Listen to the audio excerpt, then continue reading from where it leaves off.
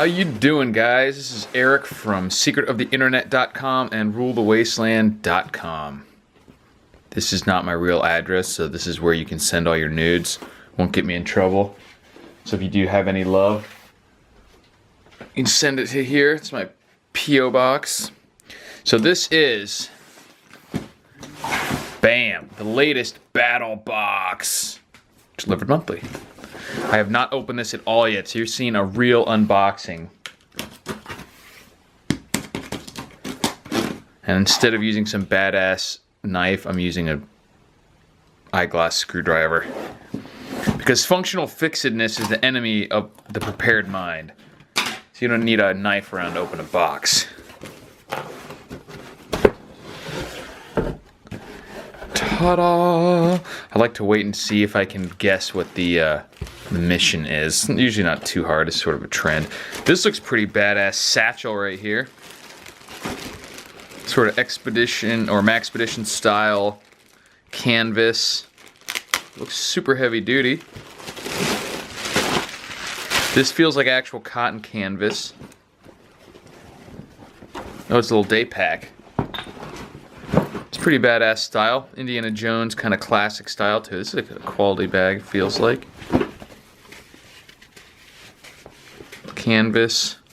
This is, again, this is cotton, not nylon. Some metal D-rings.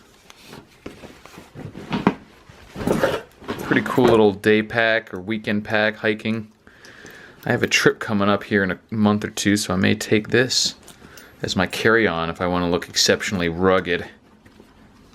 Actually, my personal bag. Usually get a carry-on and a personal bag. Carry-on, I use the roller bag because checking bags is for noobs. Although, hey, it's got an interior bag too. I would guess this is for maybe a hydration pack. Oh no, that's too small. I thought it went all the way down. So this is for anything that you want to be able to get at a little easier. You can put in there. Flips up out of the way. See if I can give you a decent shot of this bag. Pretty simple. Just one big major compartment with three smaller compartments on the outside. Pretty nice. I like it, man. Sort of a coyote brown color. Definitely kind of a retro military kind of look to it. I can dig it, man. Aha, now we have a piece of what looks like some kind of fat wood for making a fuzz stick. It's a Dragonfire tinderbox. This is probably some kind of permeated wood, so it'll light up a lot more easily, and you can take slivers off of it to start a fire. We have a little burlap sack here.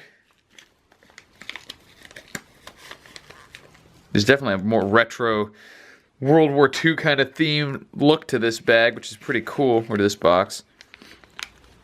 This is another flint striker. Looks like a piece of actual flint. And a steel, I think you put it over your knuckles so you can clack that thing with it. I'm not sure if that's a ferrocium rod there or what we got going on here. Pioneer blanket pin, high carbon steel striker, brooch and all. Extreme fire tinder for sustainable fire. So I don't know if you're supposed to use the bag. It's called zombie tinder. Or if that's just a cool way of... But different little fire striker there, kind of retro style again. With the actual flint. I'll have to try and start a fire with this thing. I've done it very easily with a typical fire steel and ferrocium rod if you have good tinder. It's all about good tinder. And I imagine that's what this thing is for. Although I'm not sure how well you could make something that would catch a spark with this. Definitely you could make some little slivers that would light up instantly from a match flame. But as far as a spark, I'll have to give it a shot. I'll probably combine this with that cheese grater thing from one of the other boxes to make little slivers and see if those can catch a spark. Viking whetstone pendant. Nice little satchel this thing comes in as well.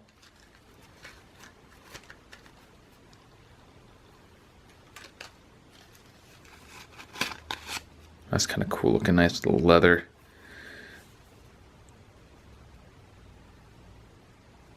So you could actually wear it as a pendant.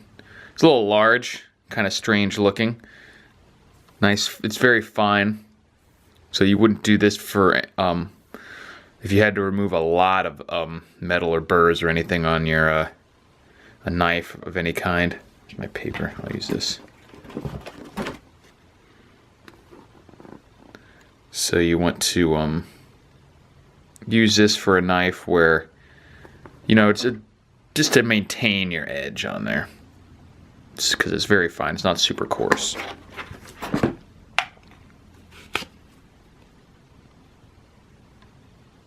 Hand cut and drilled black Arkansas novaculite from right here in the USA. This stone is known for around the world for its characteristics as a great general purpose whetstone, roughly 600 to 800 grit equivalent. Each stone has a unique coloration, so no two will be the same. It's a stone, so if you drop it or bang it against something, it may break. Whetstones are one of the most common artifacts from the Viking era, so we know they can last if you treat them right. Treat your leather.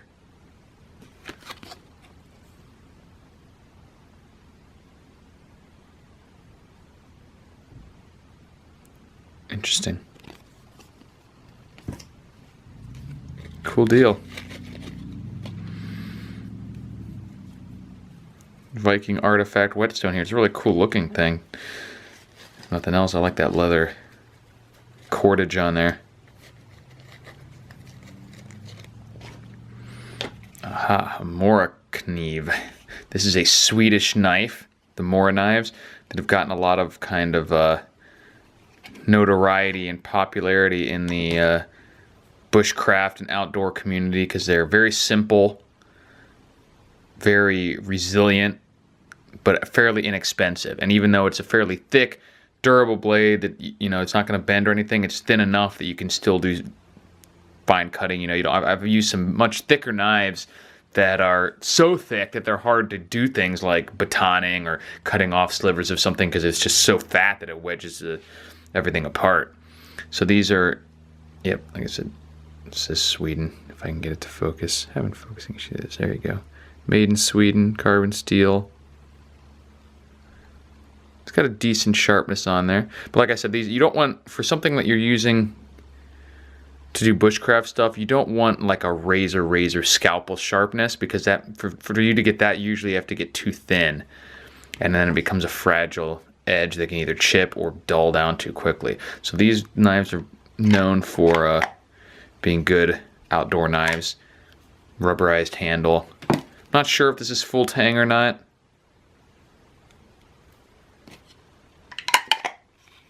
Comes a little, not sure what that is for on there. Either a locking mechanism. It's got a paddles on there. Or maybe you could use it to tie something on there. Made in Sweden. Good knife. Tops. Tops make some excellent knives. If this is the same Tops that I'm thinking of, like that makes the Steel Eagle and stuff like that, those are badass. I won't use my screwdriver for this one. Definitely sharp enough. Yeah, nice and sharp.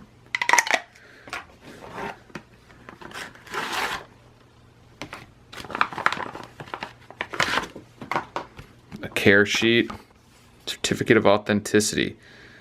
Yeah, Tops knives. I've always wanted to get one of the 11-inch Steel Eagles. Let's see what model this is. Man, that's a sweet knife right there. Yep, Tops. That is awesome. I'm really happy about this.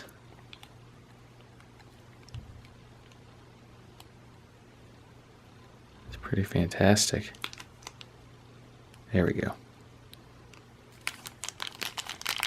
Let me get this off there.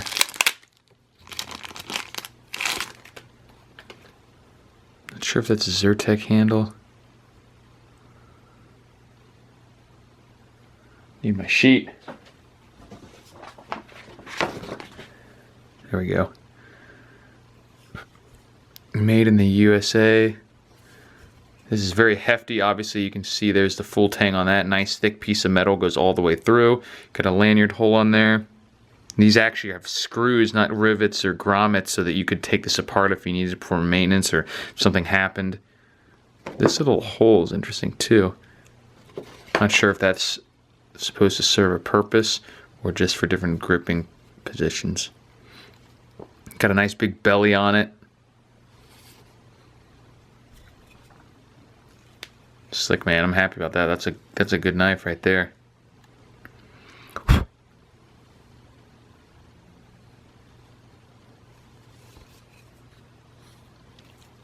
Definitely has a good feel to it. Not the most ergonomic handle. It's obviously pretty straight, but it still fits in the hand pretty well. You would need a little, for it to be the most ergonomic, you would probably need a little bit more of like a belly here and a shape on that side, but definitely not an uncomfortable knife. Feels like a nice piece of steel right there. Comes with this Molly style tactical sheath with a Velcro retention. It's got a spot here if you wanted to put your whetstone in there. What do you know? Slide right in, or you could put the fire steel, have a pretty good kit going here. And you can actually take this off if you just want to use the belt loop, or you can use this to attach it to different sorts of platforms, molly stuff, drop leg, whatever you got going on. Oops, I messed it up. No, because I did it the wrong way, that's why.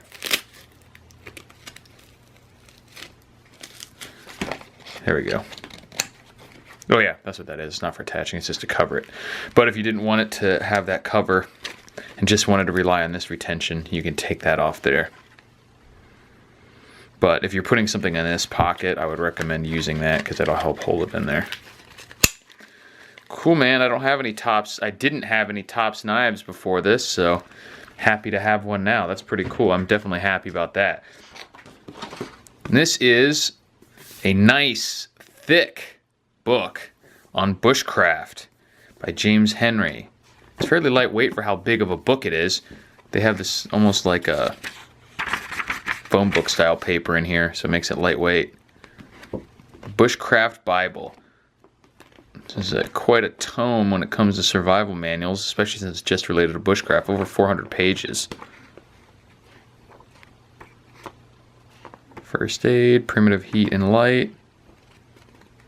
It's always nice to get a new survival book. Have to check this one out, do a review on it. Definitely beefy.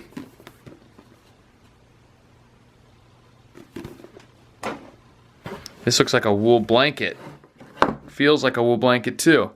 Now wool is good because it maintains its insulating capacity even when it's wet. This is a military wool blanket, olive drab. Item number 6280. Okay, so it's a synthetic blend, a wool blend. What do we got right here? 70% wool, 30% synthetic. So it's hopefully not as, so it's spark resistant and treated, because that is one issue with wools, that they can catch a spark, burn up, and be kind of heavy and everything, and itchy. So the synthetic blends kind of take away a little bit of those negative aspects while still maintaining the positive aspects of the thermal retention, durability, things like that. So decent wool blanket, good to have in some sort of a vehicle kit, because these are so beefy that even with regular wool, but especially with synthetic blends, you could throw it on somebody if they were on fire. Like obviously it will burn the blanket probably, but it'll be heavy enough and dense enough that it could smother it. And not a huge inferno, because it will go up in flames. Or you could use it as, obviously if you're cold in the winter, driving anywhere, and if you live in like South Dakota or Michigan or Wisconsin or something, and you should always keep a blanket or something like that in your car. Great for all sorts of stuff. It'll last forever. Just keep it away from the moths. And we got a nice bit of papers here. Battlebox code. Pathfinder knife shop. Knife making kit instructions. Is that what this is? Wow, a knife making kit.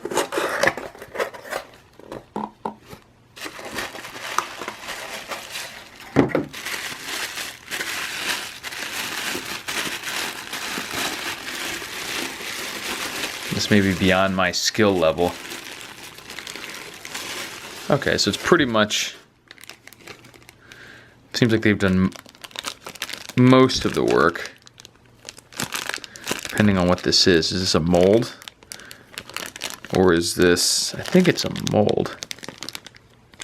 Or is it just 2 light pieces of wood that I'm supposed to use as is? Oh no, it is just the wood. Okay. So for this part, this kit seems fairly straightforward. You would just literally screw these on there. Not too much work. Good start, I imagine, if you want to get into knife making. And but you don't want to start off with the really hard stuff where you're literally shaping the entire piece of metal, crafting the handle from scratch and all that stuff, so you can get into the easier aspects of it. So obviously the theme of this box is crafting, bushcraft, starting fire. So basically just a general woodsman. Let's see what they call it. Aha, not woodsman, the bushcraftsman. I was pretty close. So you're out in there with your bag, your fire starting, and your knife, and then you maybe make another knife, maybe build some things. Pretty cool. Living the life. It's all about bushcraft.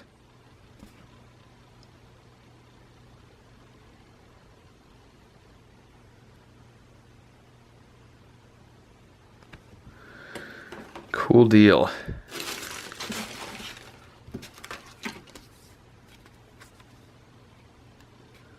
Excellent. This shows you how to use the tinder box. The fat wood fire starter. Yeah, it is fat wood. Natural resin. Cool. The top knife. I'm really happy about that. So this is a great box for knives. You got the knife kit right here. We've got the Mora knife, which is a great general purpose. I like having knives like this because when you have a badass knife like this, I don't know about anybody else, but I get reluctant to actually do anything rigorous with it because I like them so much that I like being able to see it pristine and almost save it for a real shit hit the fan scenario or something, which is not the best mindset to have. It's sort of a scarcity mindset. If you have a good knife, why are you using ones that aren't as good? But these knives are fairly inexpensive. They're great, but they're not, you know, they're not necessarily inspiring looking or anything like that, so you don't feel guilty or feel bad about putting it through its paces, so to speak. Now, don't get me wrong, there's absolutely nothing wrong, and you should be using your gear. It's, you know, having gear that you're not using is kind of pointless, but it is a feeling that kind of pops into my head naturally. But I do like those. Got a fire starter. I'll have to do some tests with this stuff, similar to how Cutlery Lover has been testing his battle boxes. Some of that stuff has performed well, some of it's not performed so well, but he's done some good tests with his equipment that he's gotten from the battle boxes. Pretty badass. So I will have to start a fire with the real tinder kit here. Pretty awesome. And this is definitely, so my favorite things out of this, obviously I like it all. The knife kit is probably something that I would be least interested in because I'm lazy and want to start with the finished project. But the tops knife and this bag are definitely really nice, and I'll always read a new survival book. So great stuff. Another great job from the guys at Battlebox. If you guys want to check them out, go to battlebox.com. Awesome. Stay tuned for videos of me actually using this stuff, putting it through its paces somewhat. Talk to you guys later. Thanks for watching.